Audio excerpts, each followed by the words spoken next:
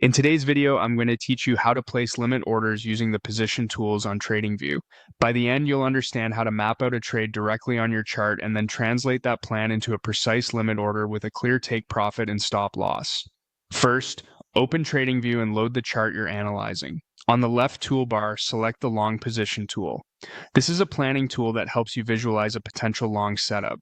It drops a small widget with three key parts: the entry line in the middle, a green profit area above, and a red risk area below. Click once on the chart to place it roughly where you expect your entry. You can drag the center line to adjust your planned entry and stretch the top or bottom to match where you'd like to take profit and where you'd cut losses.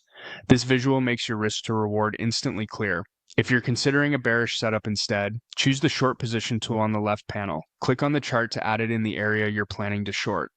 The same idea applies. The green zone reflects potential profit and the red zone reflects your risk. Adjust the handles so the tool reflects your exact idea. With your plan mapped out, open the trading panel by clicking Trade. This brings up the order ticket connected to your broker or paper trading account. It's helpful to confirm that the instrument and account shown match what you're viewing on the chart so the order aligns with your plan. Next, choose Limit as the order type. A limit order tells the platform to execute only at the price you specify or better, which is ideal when you want control over your entry rather than accepting the current market price. Set the limit price to the entry level you just planned with the position tool. Now set your take profit by clicking the take profit price field. Type in the exact price that corresponds to the top of your green zone if you're long, or the bottom of the green zone if you're short.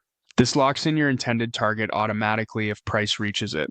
Finally, click the stop loss price field and enter the level that matches the bottom of your red zone for a long, or the top of the red zone for a short. This protects your downside in case the market moves against you.